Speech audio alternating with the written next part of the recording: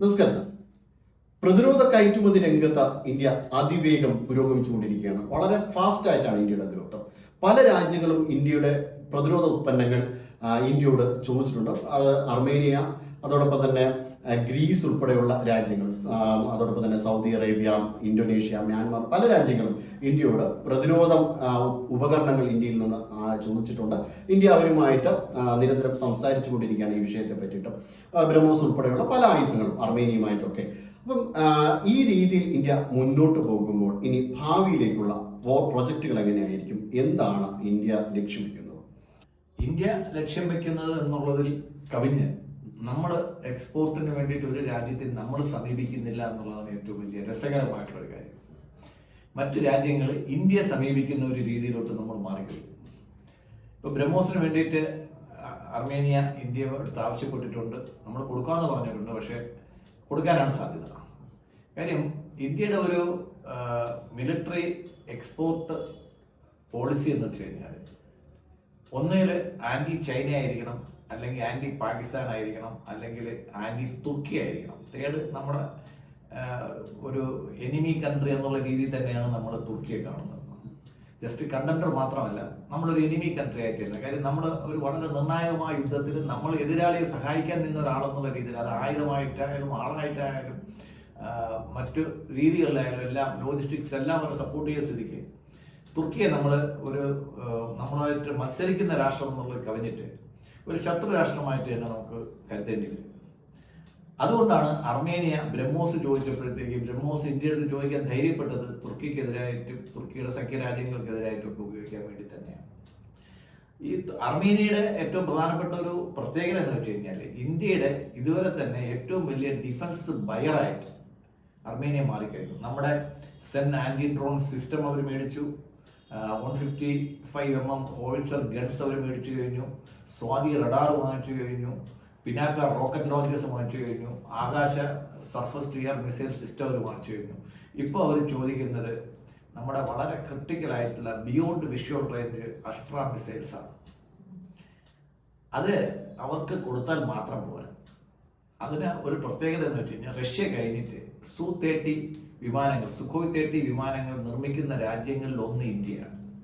India ഈ Astra air to air missiles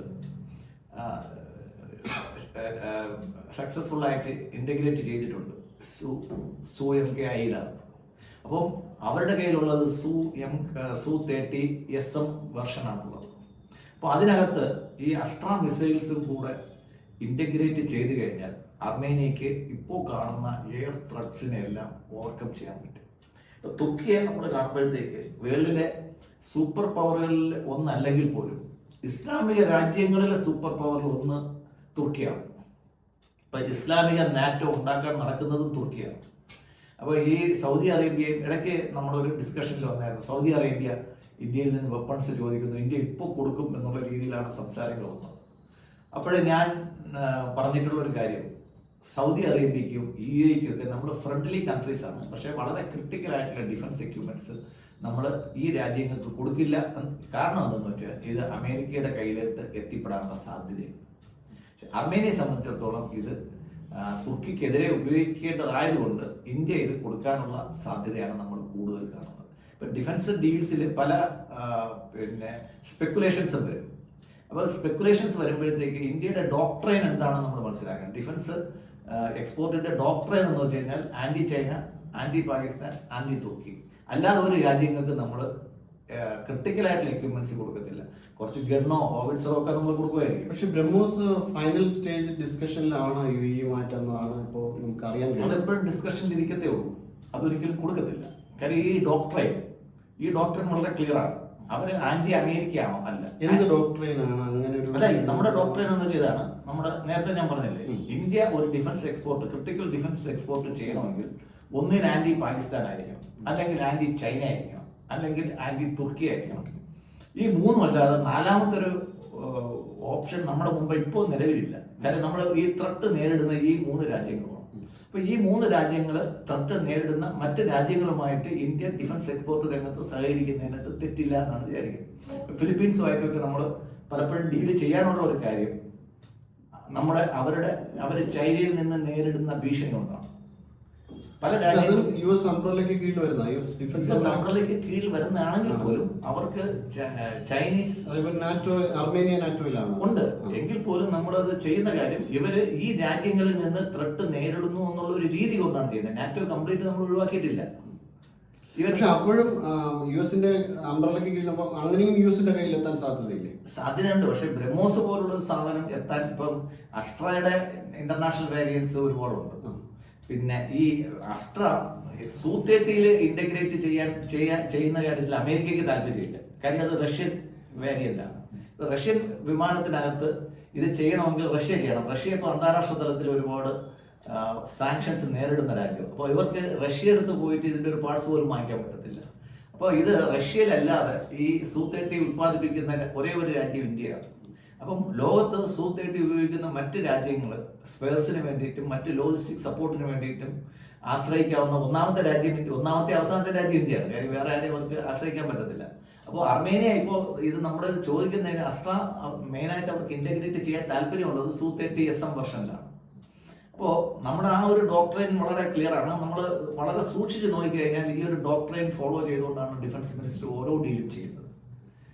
പ്രത്യേകിച്ചും ഈ ഇസ്ലാമിക് നാറ്റോ എന്നൊരു സംസാരം വന്നതോടെ തന്നെ നമ്മൾ സൗദിയും UAE-യുമായിട്ടൊക്കെ ഉള്ള ഇന്ത്യയുടെ ഡിഫൻസ് റിലേഷൻസ് വളരെ കുറവാണ്. കാര്യം നമ്മൾ എപ്പോഴും ചിന്തിക്കേണ്ടത് ഈ പല പ്രപ്പോസൽസും വരുന്നത് മിനിസ്ട്രി ഓഫ് എക്സ്റ്റേണൽ അഫയേഴ്സ് വഴി വരുന്നത്. അത് അവിടുത്തെ മിനിസ്ട്രി ഓഫ് എക്സ്റ്റേണൽ അഫയേഴ്സിൽ നിന്ന് ഇന്ത്യയുടെ മിനിസ്ട്രി ഓഫ് എക്സ്റ്റേണൽ അഫയേഴ്സിലോട്ട് വരും. അപ്പോഴവിടെ അവർ രാജ്യങ്ങൾ തമ്മിലുള്ള സൗഹൃദങ്ങൾ മാത്രമേ നോക്കുന്നു എക്സ്റ്റേണൽ അഫയേഴ്സ് മിനിസ്റ്റർ. അത് ഡിഫൻസ് മിനിസ്ട്രിയിലോട്ട് വരുമ്പോഴത്തേക്കാണ് നമ്മൾ അവിടെ ചുവന്ന മഷി പേന പലയിടത്തും ഉപയോഗിക്കുന്നത്. ഇത് പറ്റത്തില്ല എന്ന് വെച്ച് കഴിഞ്ഞാൽ പറ്റത്തില്ല. അത് എന്തുകൊണ്ട് പറ്റത്തില്ല എന്ന് മിനിസ്റ്റർ ഓഫ് എക്സ്റ്റേണൽ അഫയേഴ്സിൽ ചോദിക്കാൻ പറ്റത്തില്ല.